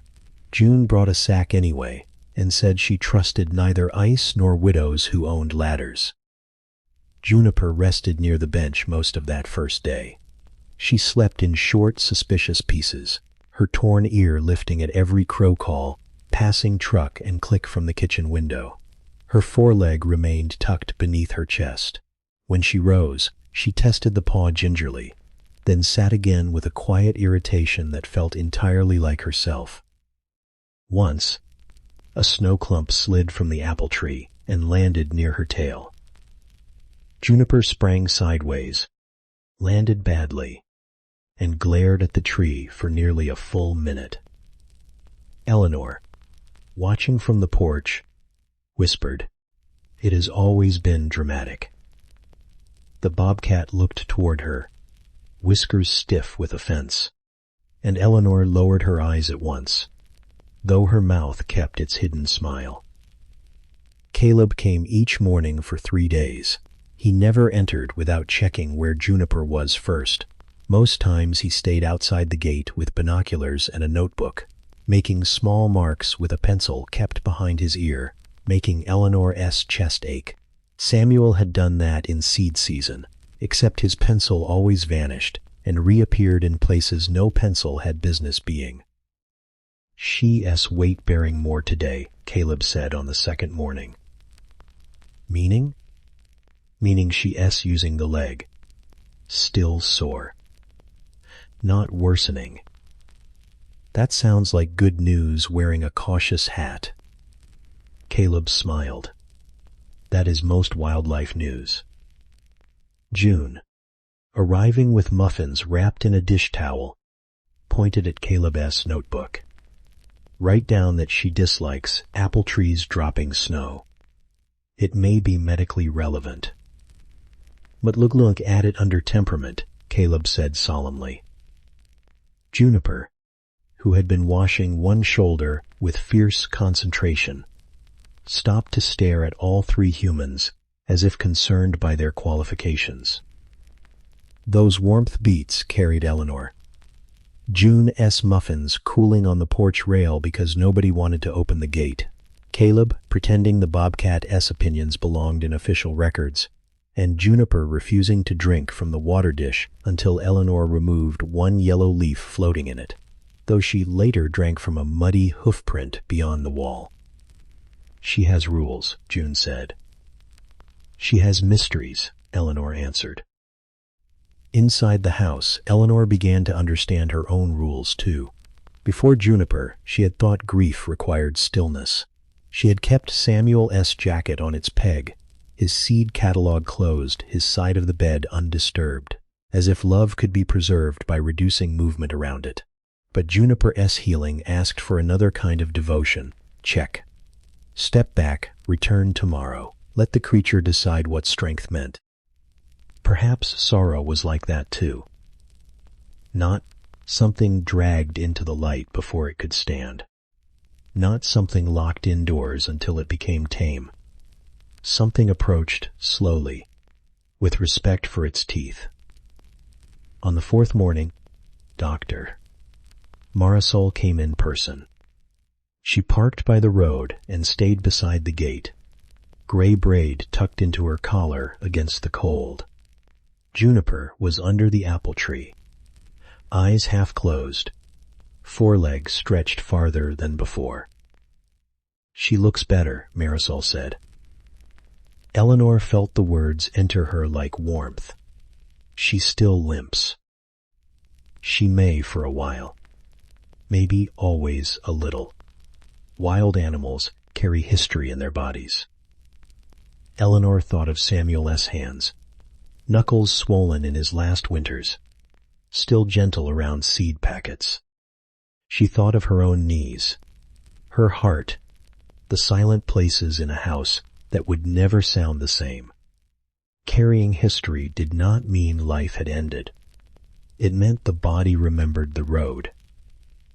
Marisol advised no feeding unless Juniper became visibly unable to hunt. She suggested leaving brush cover near the wall and keeping old netting, chemicals, and loose wire out of the garden. Caleb promised to speak with the neighbors about securing trash and avoiding traps. June announced she would speak to Mr. Pritchard because his shed looked like a place where objects went to become hazards. Tell him kindly, Eleanor said. Moat will wear my kind scarf. That is not one of your scarves. It will be after Mort put it on. Even Marisol laughed softly. Juniper opened one amber eye, judged the gathering unnecessary, and rolled her chin onto her paws again. That afternoon, after everyone left, Eleanor did something small. She moved Samuel's tan jacket from the kitchen peg to the back of a chair. Not away, not hidden, simply changed. Then she sat at the table and sharpened one of his pencils with a little knife, catching the cedar curls in her palm. The smell rose clean and bright, and for a moment she could almost hear him saying she was making a mess with excellent form. Outside, Juniper stood. Eleanor watched through the window as Juniper circled the bench. Limping, yes. Pausing, yes. But moving. At the far side, Juniper lowered her cheek to the wood and rubbed once, leaving no visible mark, only a declaration in a language of scent and patience. Then she did not lie down. She went to the gap in the stone wall. Eleanor's fingers tightened around the pencil. Juniper paused there, framed by blackberry canes and pale winter grass. Her torn ear turned back toward the house. The porch step did not creak, because Eleanor did not move. The Bobcat looked once toward the ridge, once toward the bench, and then slipped through the wall into the trees. Eleanor stood very still. Her first feeling was fear. The second was pride. surprising her with its steadiness. Healing had never meant keeping Juniper beside the bench forever. It meant watching her leave with enough strength to choose the woods, and trusting that the garden would remain known if she wanted it again. At dusk, Eleanor set fresh water in the usual place, 3 feet from the bench. Empty. Maybe. Ready? Certainly. Spring came shyly to Pine Hollow, arriving first as mud, then as bird noise, then as the stubborn green tips of Eleanor S. peas pressing through the soil beside Samuel S. bench. All winter, Juniper had come and gone on her own terms. Sometimes she appeared twice in 1 week, sometimes not for 12 days. Her limp faded into a slight stiffness after long rain. The torn ear remained, pale at the edge, a little flag of survival moving through blackberry shade. Eleanor did not say she had grown used to uncertainty. She had only grown better at making tea with it.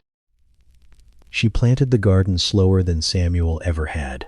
Eleanor worked row by row, resting when her knees asked, keeping the old netting gone, and tying cloth strips to the fence so nothing loose would snag. June Adler supervised from the gate with a biscuit in one hand, offering advice whenever the sun got in her eyes. "Those peas are too close," June said. "They are exactly where the catalog suggested. The catalog has never met your soil." Samuel would have defended the catalog. Samuel once planted pumpkins in gravel. Eleanor laughed, and the sound carried across the yard. From this stone wall, Juniper lifted her head. She had been lying in the fresh grass, half hidden by violet leaves. Her amber eyes narrowed, but she did not leave. Instead, she gave the small paw shake Eleanor knew so well, annoyed by damp earth between her toes. Then she turned sideways and vanished through the gap. For 3 weeks after that, she came only at dusk. Caleb said spring changed movement. Females traveled differently, searched differently, rested in thicker cover. Doctor. Marisol said the same thing more carefully, and Eleanor heard what neither of them wished to promise. "She may have a den somewhere," Marisol said over the phone. "Or she may simply be avoiding activity near the road." Eleanor stood by the kitchen window. If she did have kits, would she bring them here? "Probably not," Marisol said. "And if she does, distance matters even more." Distance had become a word Eleanor respected, though it still pricked. By late April, the apple tree bloomed. For 1 Eto Epte week, the garden smelled of white petals and damp soil. Blossoms fell onto the bench like scraps of paper. Eleanor sat there in the afternoons now, often enough that the wood felt like a place for 2 memories instead of 1. She kept Samuel S. chipped pencil in her apron pocket and made notes in the seed catalog. Beans after frost, lavender by path, ask June about rhubarb if she is not unbearable. On the first morning of May, Eleanor heard the porch step sing before she had touched it. She was in the kitchen, rinsing the green mug. The old board gave one soft creak. Not human weight. A lighter pressure, hesitant and quick. Eleanor turned. Juniper stood at the edge of the porch. Not on it fully, only with her front paws on the lowest step, her body stretched backward toward the path, as if the garden itself had not granted permission for more. Her torn ear was forward. Her whiskers glowed pale in morning light. She looked directly at Eleanor through the screen, then toward the stone wall. Eleanor did not move. Behind Juniper, in the shadow beneath the lilac, something small shifted. At first, Eleanor thought it was a rabbit. Then it stepped into the dappled light and revealed itself as a tiny, spotted bobcat kit with blue-gray eyes, oversized paws, and an expression of offended surprise at the size of the world. Eleanor's breath caught. A second kit tumbled after it, darker and smaller, with one ear bent slightly sideways. It pounced on a fallen apple blossom, missed, and landed nose first in soft dirt. The first kit looked at it, as if embarrassed by the family name. Juniper made one low sound, not loud, not friendly, but unmistakably firm. Both kits froze. Eleanor froze too. The garden seemed to hold still around them. Bees in the apple bloom, June wine chime faint across the road, the smell of wet lilac and tea steam from the kitchen. Juniper lowered her front paws from the step and moved between the kits and the house. Her body was leaner from motherhood. Her eyes were sharper. The wildness in her had not softened. It had deepened into responsibility. Eleanor understood. This was not an introduction the way people introduced babies at church. This was a boundary lesson. Juniper was showing them the known place, the water, the bench, the woman behind the screen who did not come closer. The smaller kit sneezed. Eleanor pressed one hand over her mouth, not from fear, but because the sneeze was tiny and very serious. The larger kit batted at a drifting blossom, caught it against both paws, and then seemed alarmed by its own success. Juniper gave Eleanor one long look, as if warning her not to make sentiment out of necessary instruction. Eleanor lowered her gaze respectfully. At the gate, June appeared carrying eggs and stopped so abruptly that one egg cracked in the carton. "Mercy," she breathed. Juniper's head snapped toward her. June slowly placed the eggs on the ground, lifted both hands, and backed behind the fence post with surprising dignity. Eleanor did not laugh until later. Caleb came that afternoon after June called him in a whisper so intense he thought someone had fallen. He stood far from the garden, binoculars raised, and smiled without showing teeth. "Two kits," he said. "Healthy looking. Keep everyone away. No food. Water is fine. Let the cover grow along the wall. Moat Will. And Mrs. Whitaker? Yes? This means she trusts the place, not that she belongs to it." Eleanor looked toward the bench, where apple blossoms had gathered along the arms. Moot no. And she did. Juniper had not brought a family to Eleanor. She had brought her kits to the edge of a map, teaching them where danger had not followed, where water appeared, where an old bench held the scent of one wild mother, chosen paws. That evening, Eleanor left the garden unweeded near the wall. The grass grew tall there, safe with shadows. At dusk, Juniper returned alone, drank from the dish, and sat beside Samuel's bench while the first stars opened above the ridge. Eleanor sat on the porch with her cold tea and listened to two tiny rustles hidden beyond the stone wall. The sound of new life, learning to move quietly through the dark. By summer, the garden no longer looked like a place grief had forgotten. It looked lived beside. Peas climbed twine where the old netting had once caused trouble. Lavender leaned toward the brick path, brushing Eleanor's skirt with scent whenever she passed. The apple tree held small green fruit under leaves, and the bench beneath it had weathered into something gentler than a monument. Its lower slat still bore faint traces of old mud in the grain, though rain and sun had softened the mark until only Eleanor knew where to look. Juniper came less often in the long heat. That was right, Caleb said. Kits grew. Mothers hunted. Cover thickened. The ridge had its own season of teaching. Eleanor listened and did not argue, though some evenings she found herself sitting with her tea, untouched, watching the gap in the stone wall, while moths stitched themselves through the dusk. When Juniper did appear, the whole garden noticed. Birds went silent first. Then the tall grass near the wall parted without a sound. A torn ear lifted.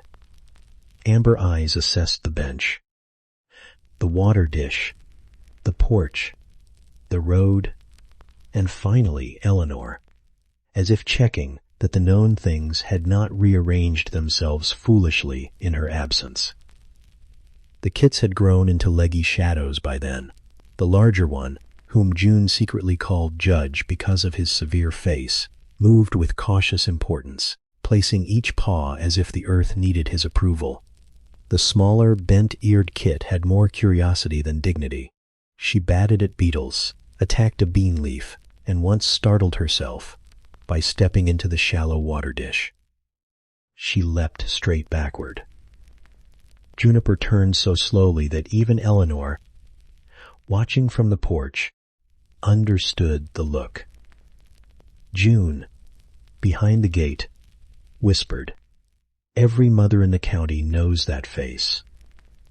Eleanor nearly spilled her tea. The kits never came close to the house. Juniper saw to that.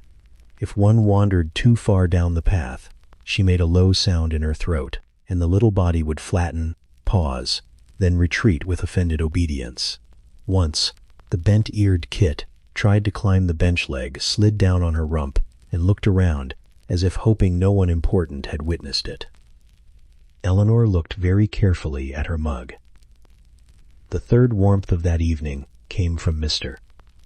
Pritchard, who had stopped by with extra tomato steaks and found all 3 bobcats in the garden. He removed his cap, stared for 2 long seconds, then whispered, "Mort believe, Mort leave these by the mailbox and become less interesting." For once, June had no improvement to offer. The community learned the rules because Eleanor made them simple. No feeding, no approaching, no flashlights in the garden, no children at the fence without an adult, no stories told loudly enough to draw strangers. Pine Hollow had its faults, but it understood certain kinds of privacy. People left jars on Eleanor's porch and asked about the garden instead of the bobcats, which was their way of asking everything. At the library, a little girl, Vekepite, hot missing front teeth, returned a book about forest animals and whispered, "Is the ear cat real?"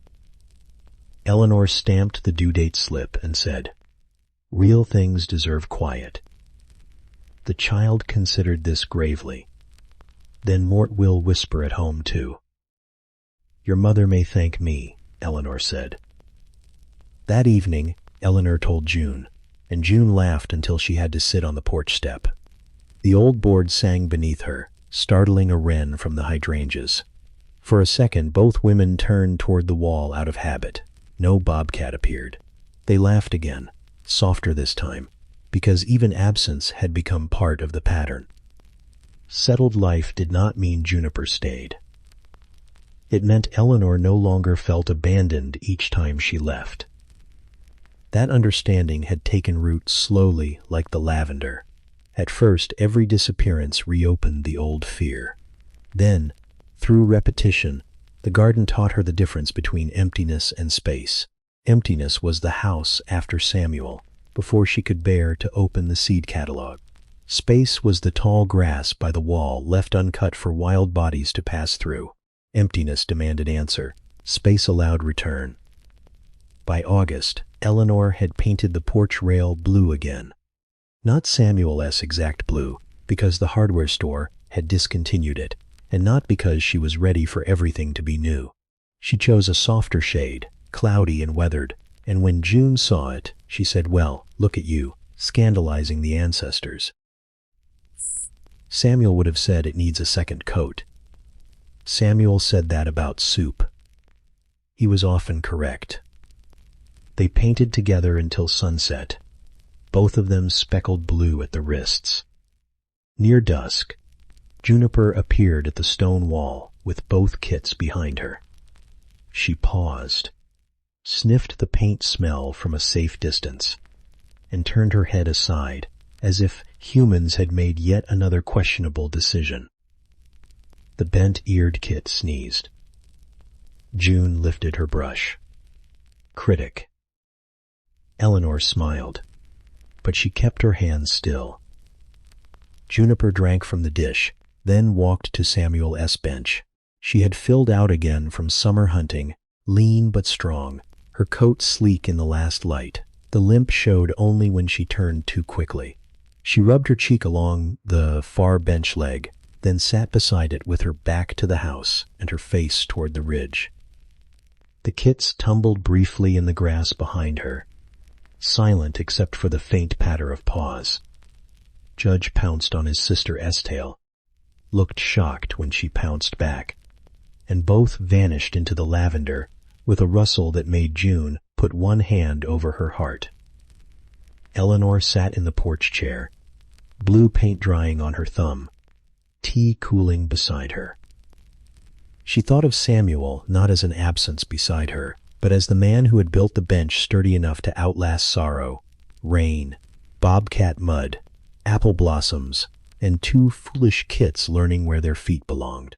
She thought of Juniper not as a gift sent to replace him, because nothing could be replaced that way, but as a wild neighbor who had widened the borders of Eleanor S. life. The garden settled around them.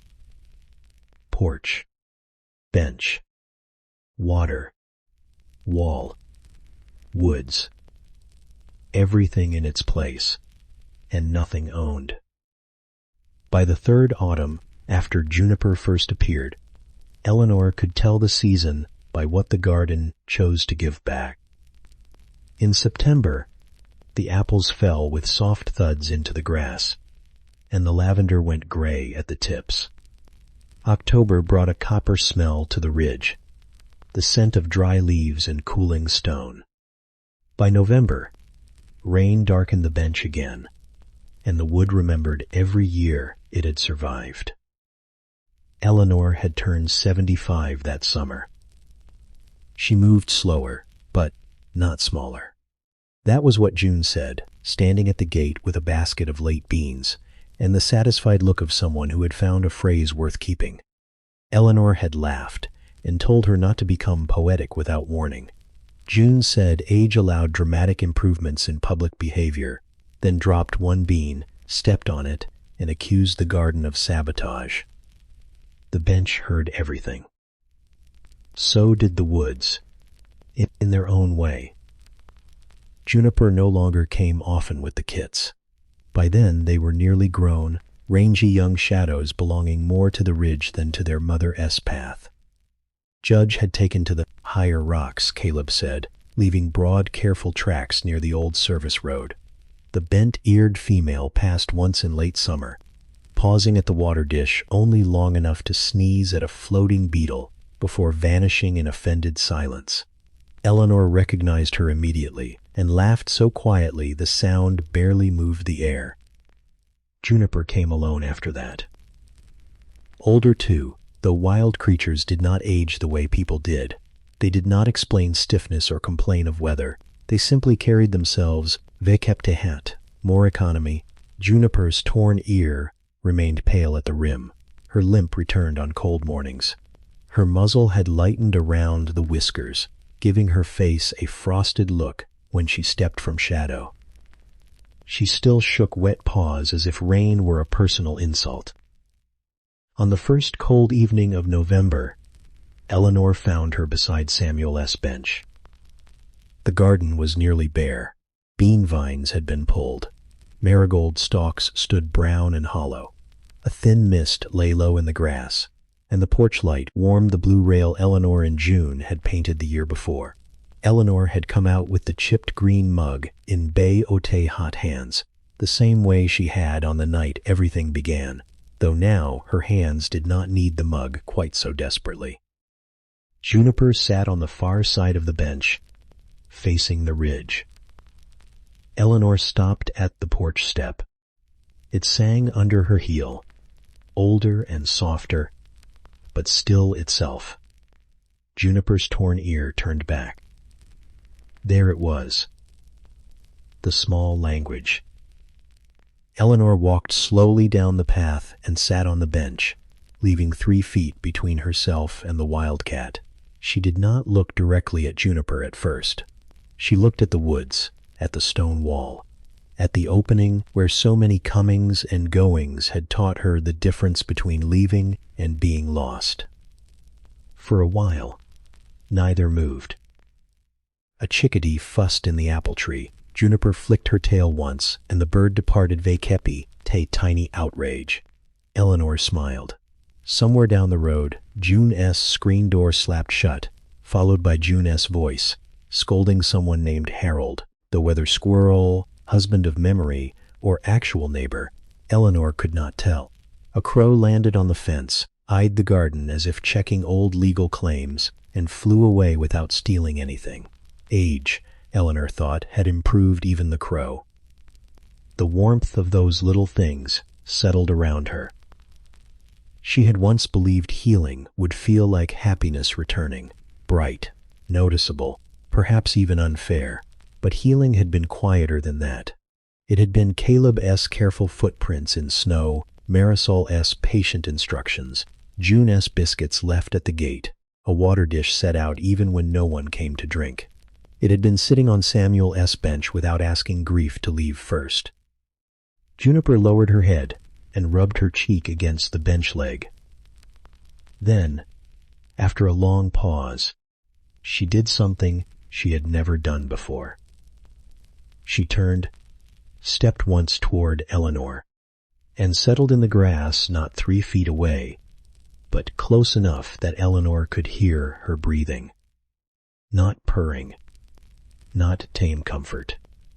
Only the steady breath of a wild animal resting near an old woman, because the distance had been chosen by both of them.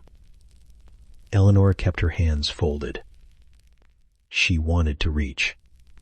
Of course she did. Love was not purified of wanting just because it had learned manners. Her fingers ached with the human wish to touch what had mattered, but she did not move. She gave Juniper the same gift Juniper had given her through years of departures and returns. Room. The bobcat's amber eyes half closed. Her ears still worked. One toward the woods. One toward the porch. She remained ready to rise at any moment. That readiness no longer hurt Eleanor. It was part of Juniper, as true as the torn ear, the pale muzzle, the stubborn dislike of wet grass. You never refuse the wild, Eleanor whispered, barely louder than mist. You just let me sit near it. Juniper opened one eye. Eleanor gave the smallest nod, as if corrected. Yes. Mott, no. You let Samuel's bench sit near it too. The bobcat blinked, then rested her chin on her paws. Dusk gathered slowly. The garden lost its edges. The bench held cold beneath Eleanor's coat, but she stayed until the porch light made a gold path behind her, and the ridge became one dark body, breathing at the end of the yard. When Juniper finally rose, she stretched carefully, shook one damp paw with ancient disapproval, and slipped through the gap in the stone wall. She did not look back. Eleanor did not need her to. She sat a little longer on the bench Samuel had built. In the garden, Juniper had widened, beside the woods that had kept all their mystery. The house behind her glowed with lamplight. The water dish waited beneath the apple tree. Space remained where wild things could come and go, and for the first time in years, that space no longer felt empty. It felt alive. And, when the years settled around that garden, nothing about it became grand. The bench stayed under the apple tree. The blue porch rail faded a little where rain touched it most. The chipped green mug still waited by the sink, and Samuel S. seed catalog, thick with Eleanor S. notes, remained on the kitchen table through every planting season. Some mornings, the water dish held only leaves. Some mornings it held the print of a careful paw in the mud beside it. Eleanor never told the story as if Juniper had belonged to her. She told it, when she told it at all, as a story about being trusted with a distance. A wild bobcat had come near a lonely bench, had healed in the open, had vanished into weather, had returned with children, and had kept teaching an old widow that love did not always ask to keep what it loved. On quiet evenings, Eleanor still sat where Samuel once sat. Sometimes June joined her vey kepite hat biscuits wrapped in a towel, pretending the crows had not been invited. Sometimes Caleb stopped at the gate and lifted one hand toward the ridge. Sometimes no one came at all, and that was peaceful too. If you have stayed vekep ite hat this story until the dark softened, thank you. May you remember the animal that once changed your life, whether it slept at your feet, crossed your path for only a moment, or remained forever just beyond reach. May your own quiet places feel a little less empty tonight. And far beyond the porch light, past the stone wall and the tall grass, perhaps a pale-eared bobcat moved through the trees, unseen but known, while an old bench waited calmly beneath falling apple leaves. End of story. Sleep gently, friends.